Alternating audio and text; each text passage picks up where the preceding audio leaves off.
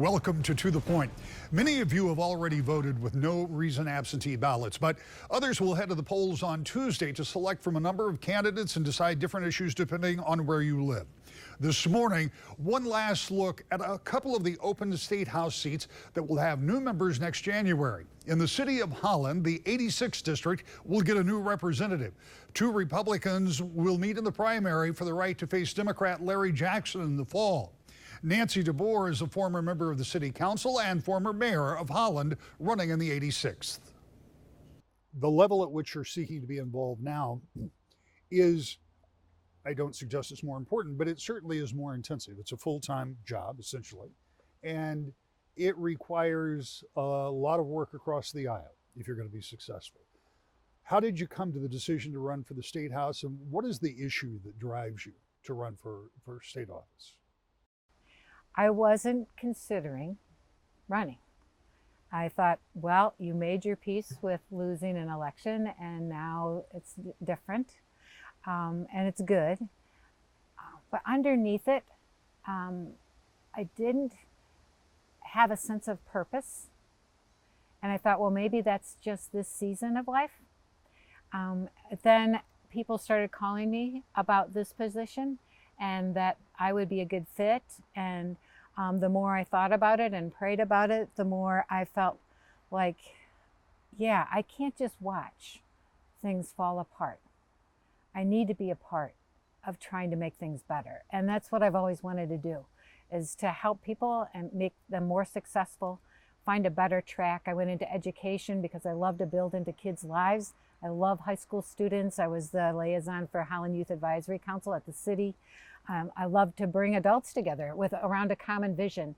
And we were always nonpartisan at the city. You couldn't run a Republican or Democrat, which I loved, because we could just make decisions best for the city and the people that we knew. But now at the state level, I understand we need to have political parties and we need to work within that, but it doesn't change my principles that I really want to work for good, for the good of the people, for the good of business. I have connections with a lot of businesses in this area and with a lot of people that I've worked with over the years, that trusted relationships. And that's really what it is about in any group that you work with. And I feel I bring this experience of having worked in government and that I've grown to meet people from all over the state. And you know, the state of Michigan is a wonderful state. I love it. It's so precious. It's like a pretty girl that doesn't know she's pretty. And there are like people that kind of circle and want to take advantage of her. And it bothers me when I see people from out of state coming in with petitions to push stuff on Michiganders, when I see types of issues that really may not be the best for the people of Michigan, but some company somewhere decided that looks like a good idea to them and they should just push that on every city. Because the beauty of Michigan is that we have all these special kinds of cities. We have beach cities, we have resort-like cities, we have college towns, we have heritage-focused cities, we have all kinds of cities. And they are precious, every one of them. And we need to celebrate who they are as cities and as townships. And you know, we started out in the Holland Charter Township and then we moved into the city with our third child. And it just gives me a feeling of home here. And I want to take that feeling to the state level and stand up for the good things that make Michigan special. Seth Getz is a business consultant and another Republican looking for the nomination to go to the general election. How do you end up making the decision to run for a state house seat? Because that's a big leap to go from what is probably a relatively one-on-one kind of association to literally having to reach out to thousands of people in a campaign. It's the best way that I know of to help my community, to get involved and stuff like that. I've been involved in a number of things in my community, and I have thoroughly enjoyed getting involved in nonprofits, Hope College, other organizations, and this just seems like the next logical step in trying to help out my community and get involved. When you think about the state government and the state of the state government, what is your expectation if you're successful? It's at this moment divided government and a lot of divided feelings in Lansing. What's your approach if you're elected to work with not just people of your own party, but those across the aisle? I think that the primary thing it's going to take is relationships and developing relationships, because this is a relationship business.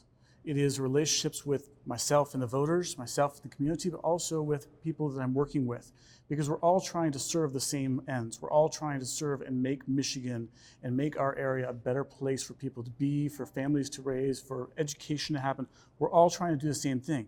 We may have different ideas on the best way to accomplish that, but we're still all trying to do the same thing. And that's important to realize and value those people, what they have to say, what they are interested in, so that we can actually have a conversation around the issues, discuss the best way to do it, and push the idea forward. It takes relationships from beginning to end to accomplish that. Let's talk about issues. You mentioned some just then, but talk to me about what you think are the most pressing issues, because for years in the state of Michigan, it was almost always the state budget. And the question was always, how do you scrape enough money together and make a budget fly? And for now, at least for now, the money has been flowing into the Treasury. So given that for this moment, finances aren't the question, what are the big issues that you think face the state that you would like to approach if you're successful? Well, we still need to be careful of the budget, because we cannot just sit back and do nothing with what we've got. We've got to be cautious around that and actually set ourselves up for the next 10 or 20 years with a good, healthy budget. So that's still not something we can just sit back on and do nothing. But we've got to do the same thing in looking into our education system.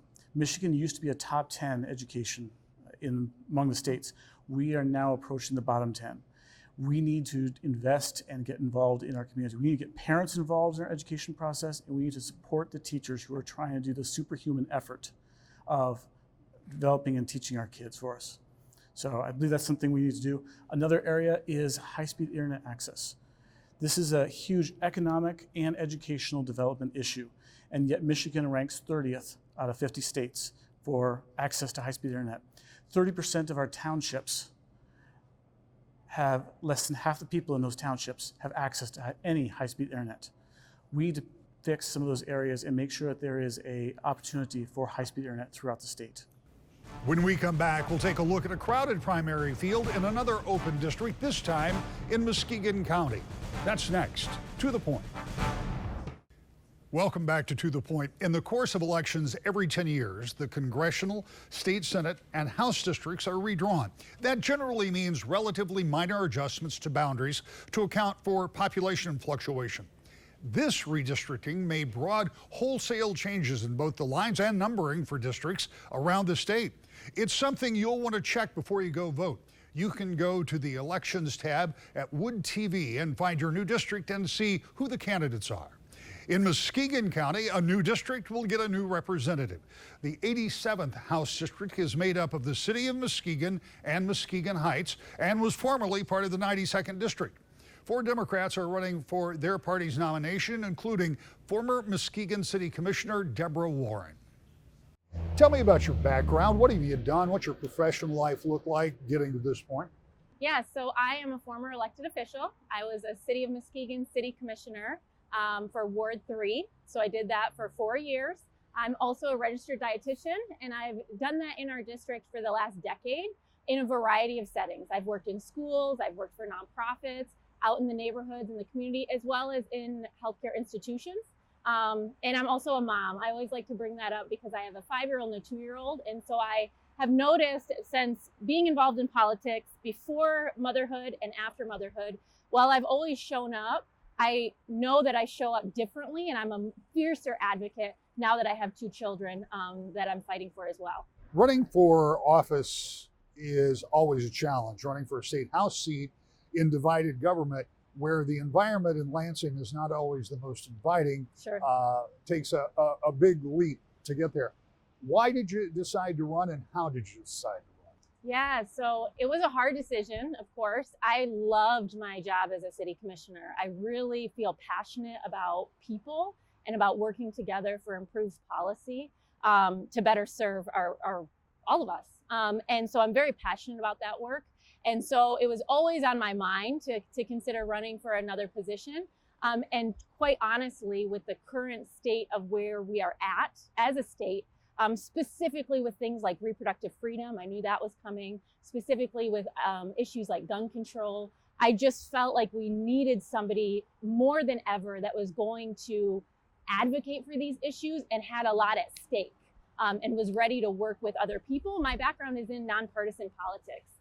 And so when I look at colleagues and when I think of Lansing, we're all on the same team, trying to work together for a better future for us. And so I think that I'm uniquely suited to work with others, even in a divided, House and Senate. Well, in talking with the governor, particularly about reproductive health, I said that my calculation was that there was zero chance that any type of new law could be written with the current legislature and the current governor. Mm-hmm. She concurred with suggesting it was something like an ice cube in hell Mm-hmm. kind of chance. Mm-hmm.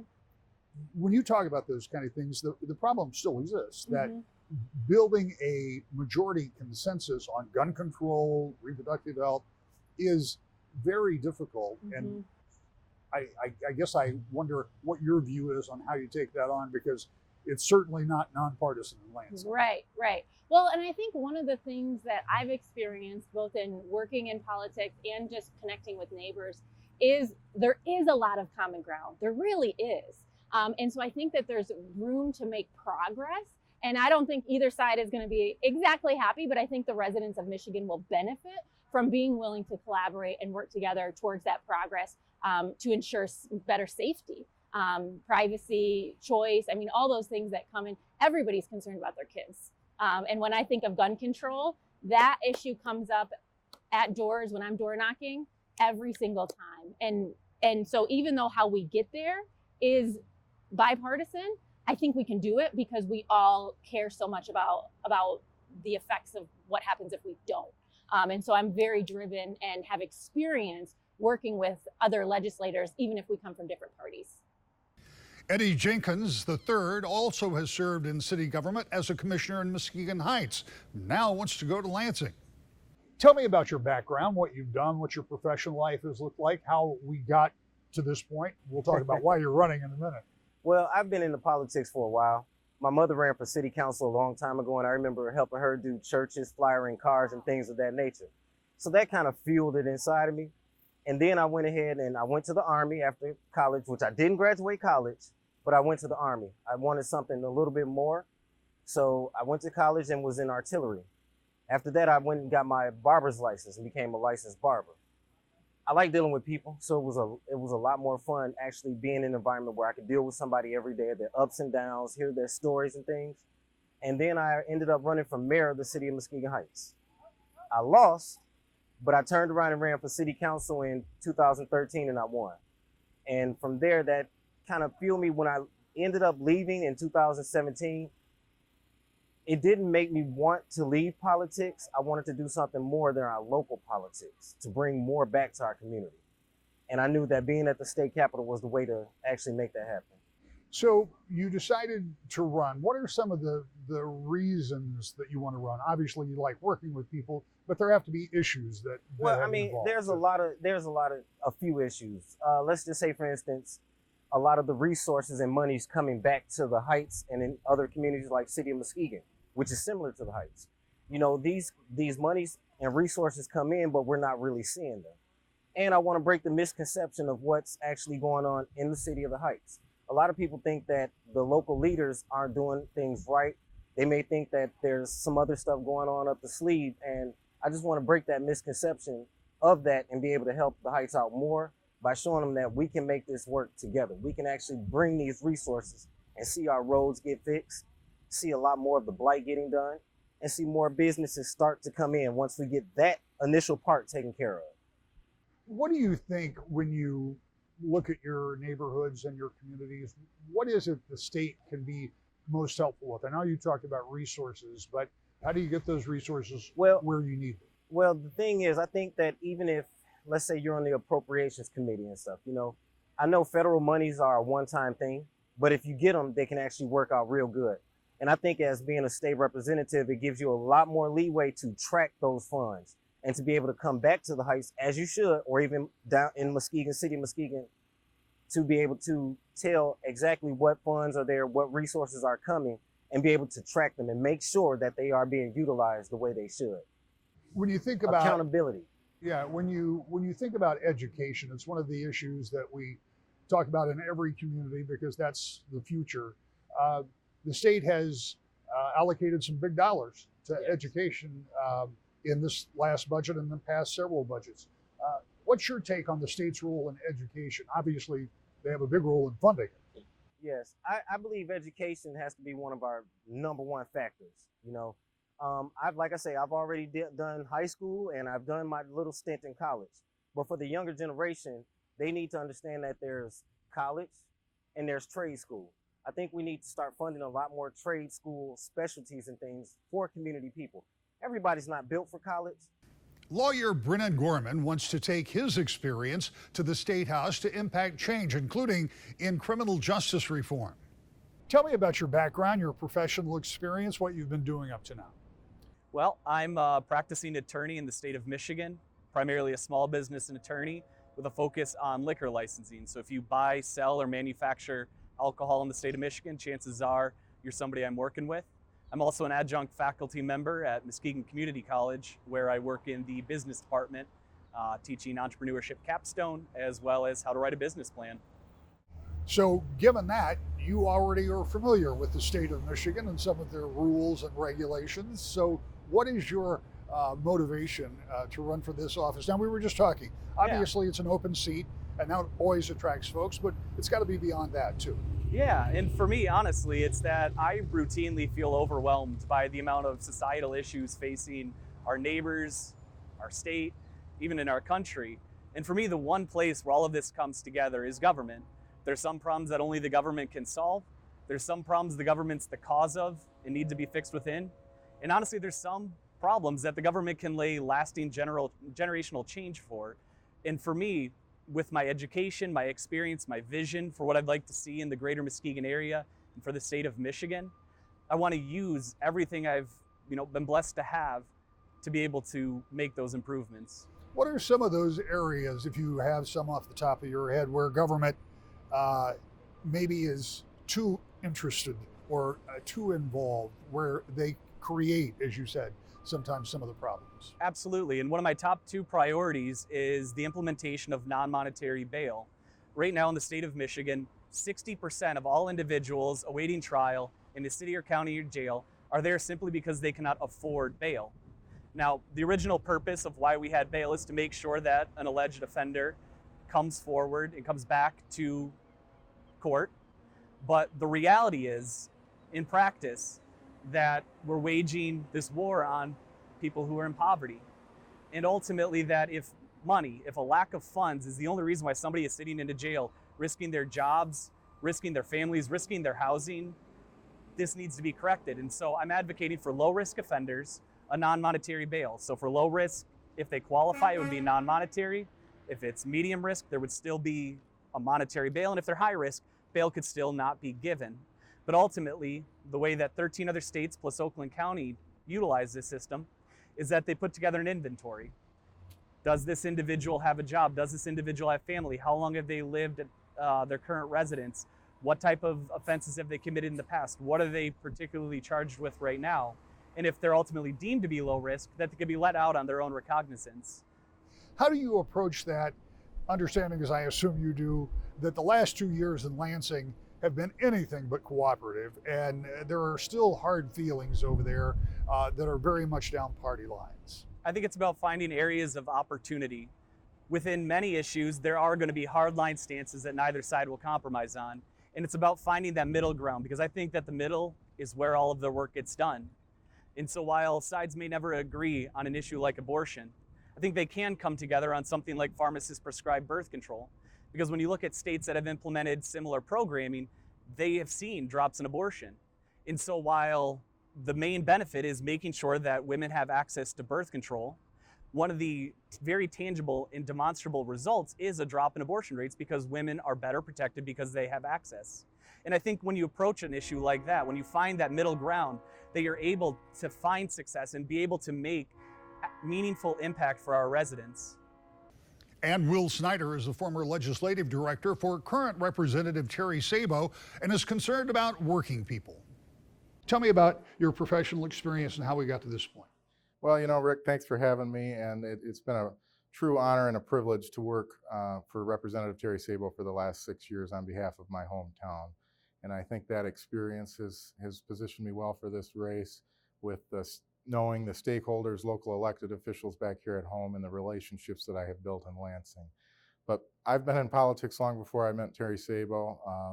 You know, my mother passed away when I was in high school, and it kind of changed my career path. I went to work full-time and went to community college while my friends moved away to college, and I became very, very involved in my local union, UFCW 951, where I became a union steward representing my fellow workers. And I already had an interest in local politics, but that spiraled into a greater interest in representing working people, and making sure working people had a voice. And that's how it kind of started, and it's been a fun ride over the last 10, 12 years, making sure that working people do have a seat at the table. And I think that is very important here in Muskegon.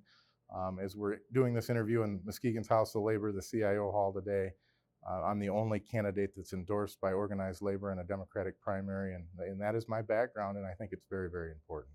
When you talk about having a voice, that's an interesting way of putting it, because at a time of divided government, and that's as we sit here today, we don't know what the results are after the election, but at a time of divided government, it seems difficult for either side to really have a voice. Particularly think back through the pandemic, and there was so much push and pull between the Republican legislature and the Democratic governor.